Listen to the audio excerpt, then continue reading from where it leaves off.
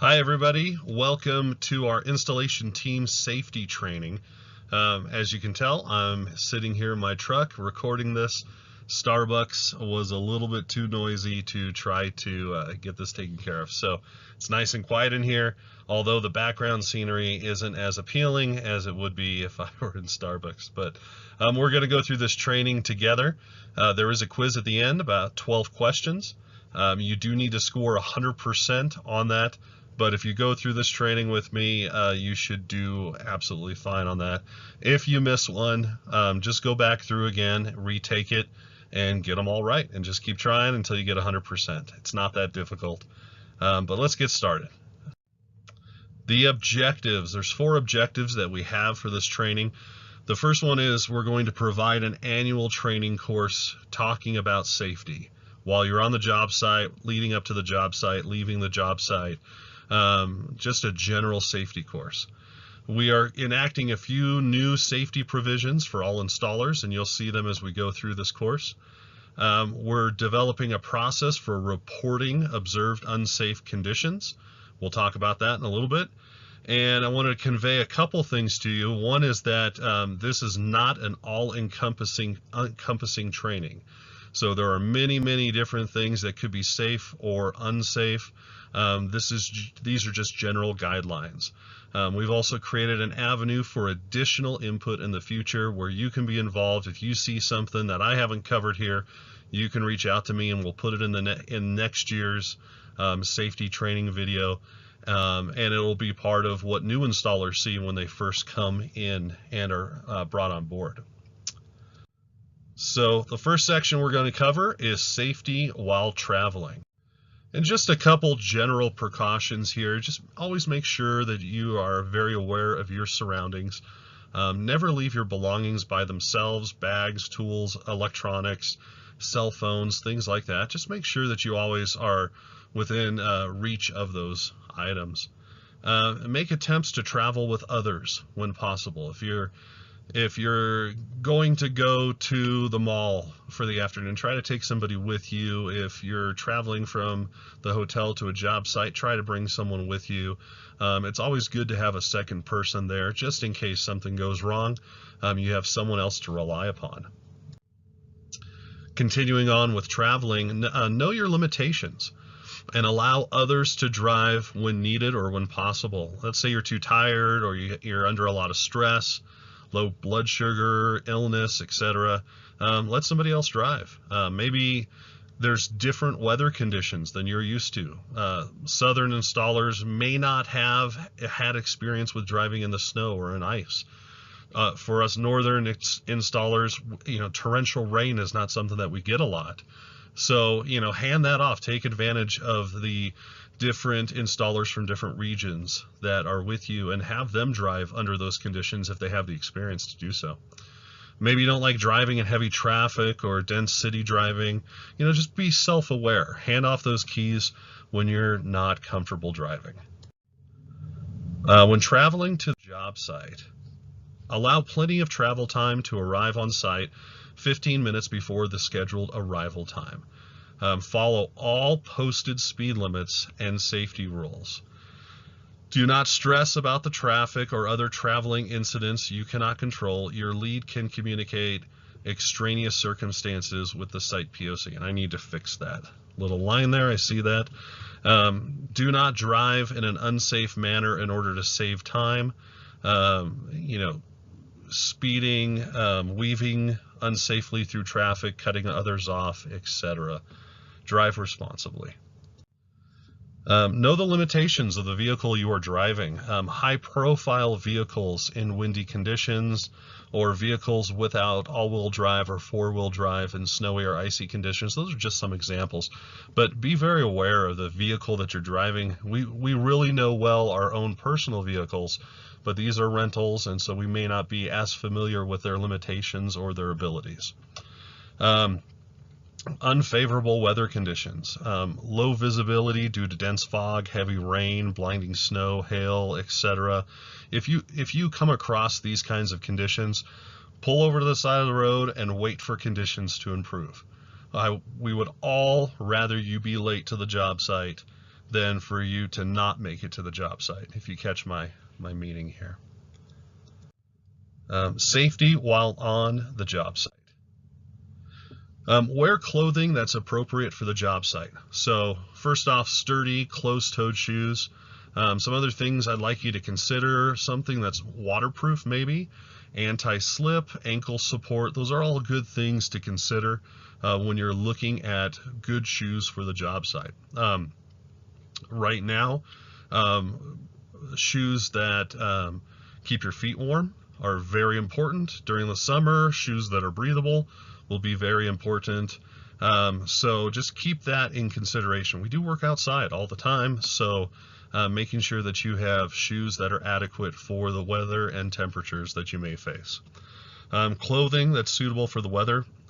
Bring layers so that as weather conditions change, you can put on or pull off different layers and make sure that you're comfortable.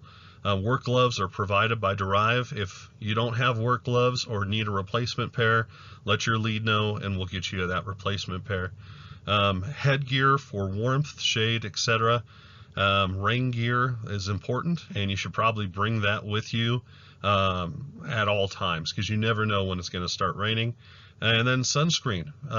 You will be miserable if you get burned, and you will get a sunburn even in cold weather conditions. So always apply sunscreen if you're prone to burning.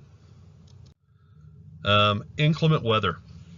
We work in the heat, the cold, the rain, the wind, the snow. If unsafe weather conditions exist, your lead and the site point of contact will decide whether to cancel installations for the day. Lightning is something that needs to be taken very, very seriously.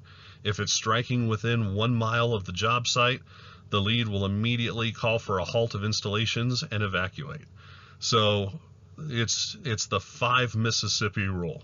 Wait for the flash, count to 5 Mississippi. If the roll of thunder hits within that time frame, that lightning is striking within 1 mile of where you are. If it's too cold or too hot, installers always can use the rental vehicles to warm up or cool down for a break in between vehicles. So take advantage of that. There's only a few of you that do. And I know everyone's busy trying to get as many vehicles done as possible, but really take advantage of that. You have an opportunity where if you're freezing cold, jump in the vehicle, crank the heat up, warm up, and as soon as you're warmed up, go back out and start working again. If it's too hot, go cool off and then go back out. That vehicle is there. It's there for you guys to use. Be aware and avoid distractions while installing. You are definitely allowed to listen to music, but what we'd like you to do is listen to those on headphones or a mini speaker. When you're listening on headphones, one ear must be free from obstruction so that a lead can walk up and talk to you, or you can hear environmental noise around you, vehicles backing up, other employees that are trying to get your attention, whether they're customers or not.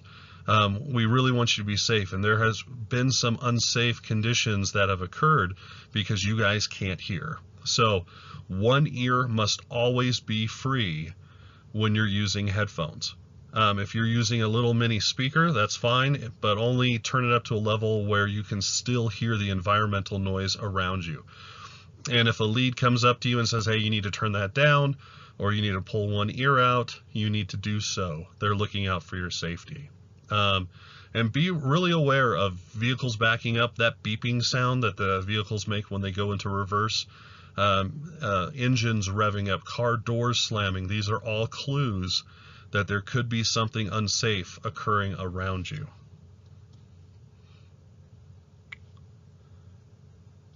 Right. Take proper care of yourself. Get plenty of rest the night before, and don't depend on others for your own nutrition. Make sure that you have snacks and drinks available to yourself for a full shift. Leads should have bottled water that they bring with them, but there are cases where all the water has been drunk by other installers, or the leads haven't had an opportunity to go out and purchase replacement waters. So you're your own advocate. Make sure that you have that available for yourself by bringing water with you or going and getting water from when we're at the job site. There are water fountains available for you. But always prepare for the worst and bring extra stuff. You're your own advocate. Only you know when you're in need of nourishment. And so here's another option. Talk to your lead, and perhaps if they're not using the vehicle, they can allow you to take that vehicle and go buy yourself some nourishment if you forgot to bring that. That's always an option as well, but you're your own advocate. We don't know when you're getting hungry or you're in need of a pick-me-up, so to speak. So do not come to work under the effects of alcohol, drugs, or medications that may alter your performance. And don't engage in those things immediately before or while on the job site. So this is something that should be unspoken, but we need to speak about it and just make sure that everyone is on the same sheet of music about this. Just make sure that you are not under the effects of any of these things when you leave the hotel in the morning, get in the car and drive to the job site and on your way back. Okay, you're responsible for your own safety. Talk to your lead if you feel that your performance is being altered for any reason, and take a break in the vehicle. If you feel hungover enough from the night before that you can't perform adequately, it's your responsibility to talk to your lead and request that you stay out for a while until that passes. Working in vehicles.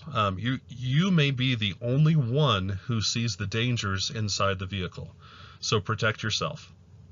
Talk to your lead if you find a working environment that is too unsafe to work.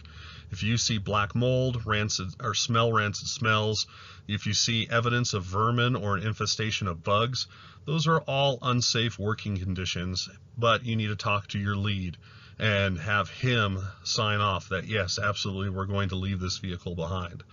If you see wires that are exposed, those may be live. Try to stay away from having contact with those wires. Avoid sharp metallic edges that may cut your hands. A lot of these edges are rusty as well, and you're setting yourself up for infections. If you're cut, wash the cut with soap and water. Treat with a medicated ointment and a bandage. My recommendation is that you all consider talking to your doctor and getting a tetanus shot. With the rusty metal that we're exposed to and the multiple cuts that we all have on our hands, it's not far-fetched to believe that we could catch tetanus. So make sure that you talk to them about a tetanus inoculation to protect yourself in advance. Keep a clean job site. A cluttered work area may result in a slip and fall hazard, lost items, and other dangerous conditions. So the more organized you are with your tools, with your tool bag, with your trash, the safer you're going to be. Make sure you maintain your tools. Look for frayed wires, dull cutters, damaged and or unsafe tools. The leads will always replace broken or damaged DeRive issued tools. So talk to them immediately. Don't hang on to those tools. Let's get rid of them and get you something that will work best for you just to keep you guys safe. All right, safety off of the job site. Get the rest and relaxation that you need. When indulging in relaxation-inducing substances, do so in moderation. And make sure you plan ahead. Make sure that the effects will not remain with you into work hours. We talked about that briefly before. Be aware of your limits. Take turns driving if you're tired. Make stops for drinks and snacks. A lot of times when I'm getting tired, I know that I can eat sunflower seeds, and that keeps me awake. It keeps my body moving and functioning, and it keeps me aware of what's going on. So stop and get a snack, stop and get a drink, get a coffee, get a soda, whatever, Red Bull, whatever perks you up. And then create time for recreation with other installers.